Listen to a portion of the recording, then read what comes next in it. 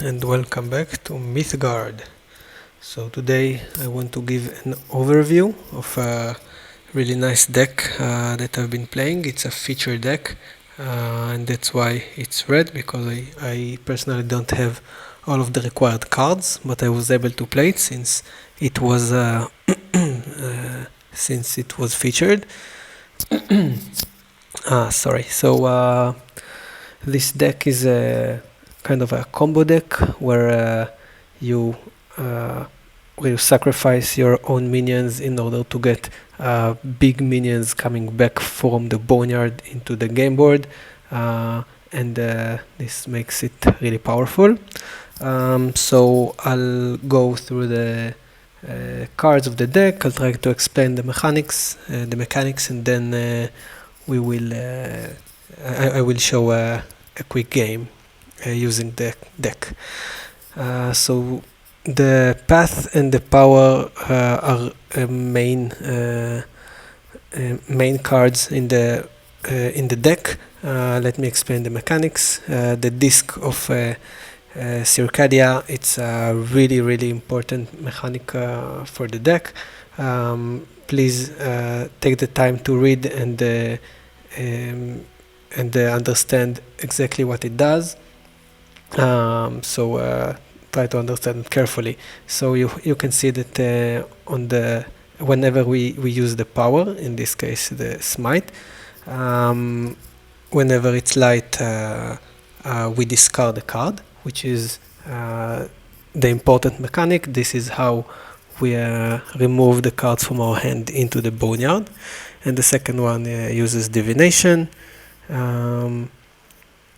which helps us bring more cards into the hand. Okay, smite, you probably all know, deals 2 damage if they have more life than you, otherwise only 1. So the first one is the Berserker Sickness. This one gives a minion Frenzy, which is really nice to attack twice. We have only 1 copy. Daughters of the Forest. This is a Spirit Alpha Strike card with 3 power. It's really strong, and the fact that it's a spirit is really helpful for this deck, since we bring minions and spirits. Freaky Sidecar. This card is very nice in this deck, since it gives rush for minions which costs 5 or less. Soon you will see why it is important. Thunderclap. This is a card for control, to control the board, clean it whenever is needed, since we might need a few turns without playing any defenses. It deals 2 damage to the opponent and all enemy minions. Blackened Jotun. So this card is one of the big and fat minions that we are going to bring back from the boneyard into the game, without actually paying its cost. And the next one is Cataclysm, which is another control card to clean the board whenever needed. So going through the green cards,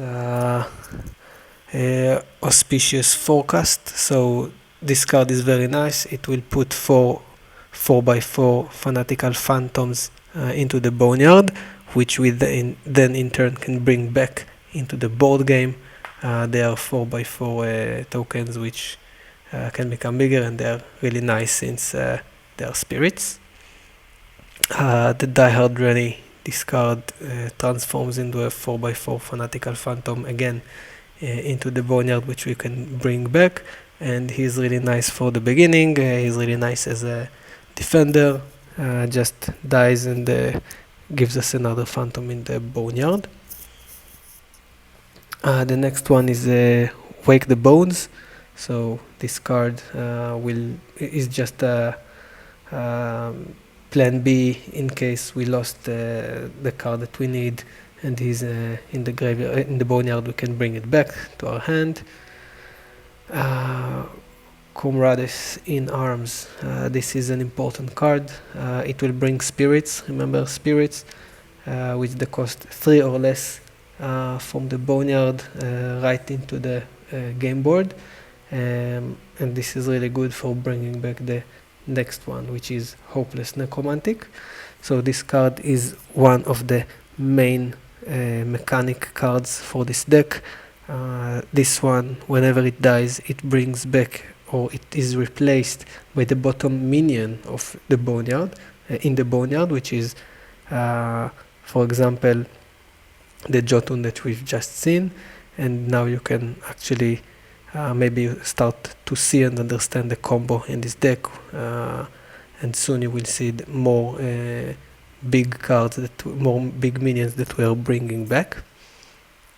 The next one, which is another nice mechanic for this deck, and as you can see, we only have one, so you might not have it in all games, but it's a nice mechanic to have in this deck.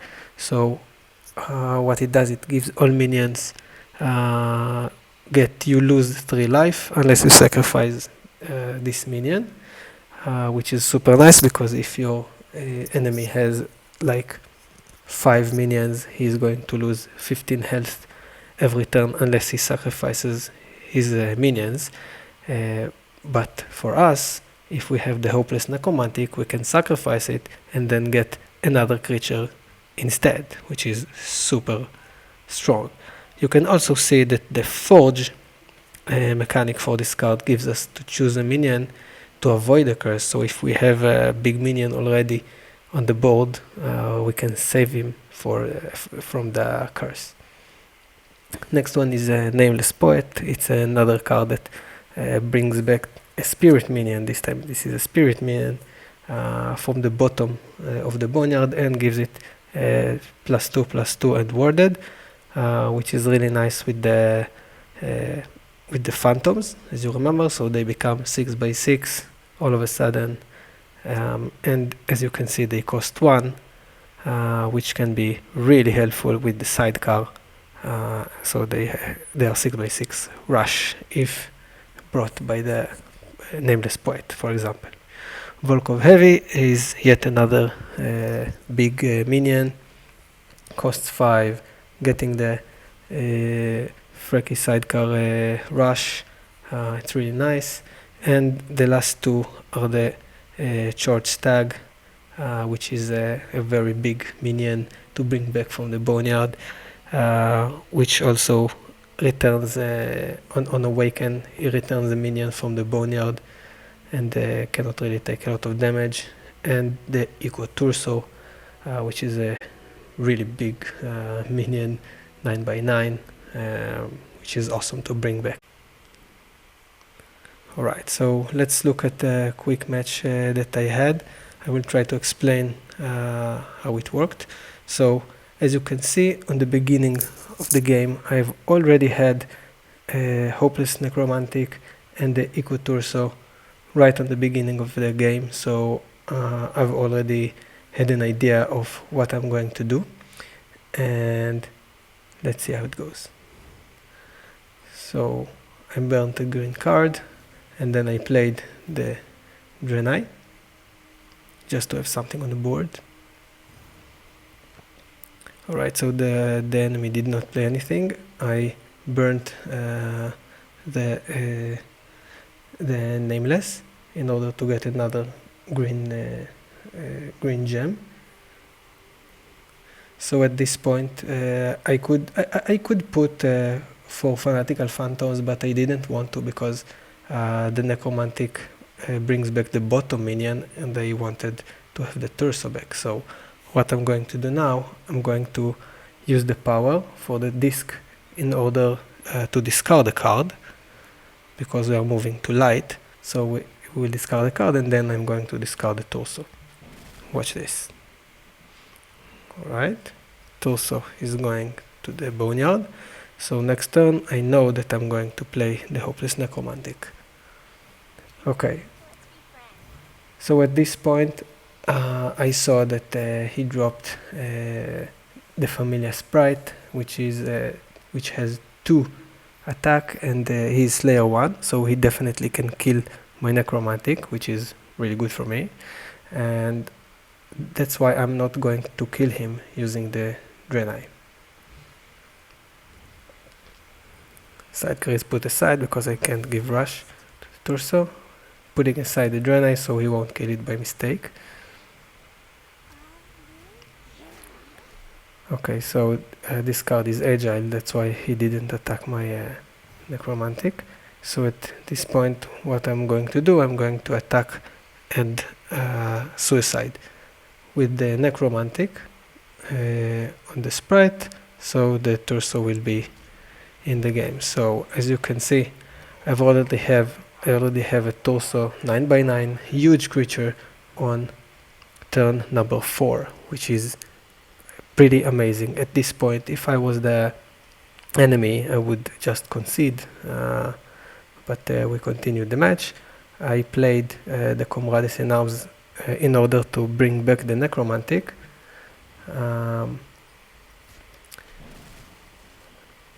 And I used another time the power in order to get a divination this time, because we moved into shadow.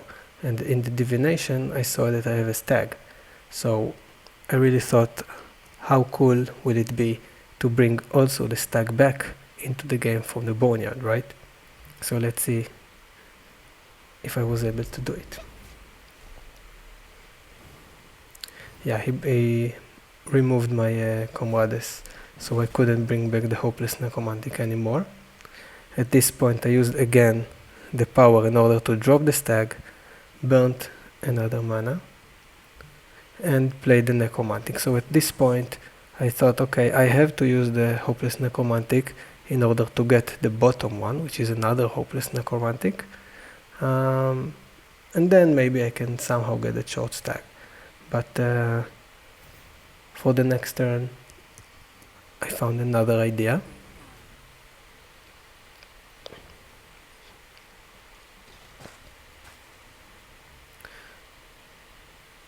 Alright, so at this point I didn't really care about what he's playing, because I already know that I have Tsuro in game and Stag is going to come back. So as you can see, I have the Nameless Poet. So the plan here was, as you can see, the poet brings back a minion, a spirit minion from the boneyard. So if I can get back the Hopeless Necromantic, then Stag will become the bottom, which this Hopeless Necromantic can bring back. So look how it goes. Nameless Poet sacrifices himself to get the Hopeless Necromantic back, and then the second Hopeless Necromantic kills himself with the minion that was here to bring back the Stag, which is pretty awesome, I think, to have both Stag and Ikutsuro on turn 6. So at this point I could keep on with the match, just to see my enemy suffer another turn, but decided just to win the match with Draenei after 2 attacks from Tsuro to Torso. That's it.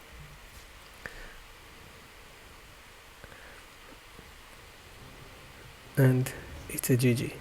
So I hope that you enjoyed this overview for this deck. You can of course use any kind of big minions, not only the ones that I showed you in this deck. I used these ones because this is what I had in the feature deck. And that's it. I'm going to share a link for the deck on the description below, so feel free to try it, to use it, enjoy, have fun. Thank you everyone, and I'll see you next time. Bye bye.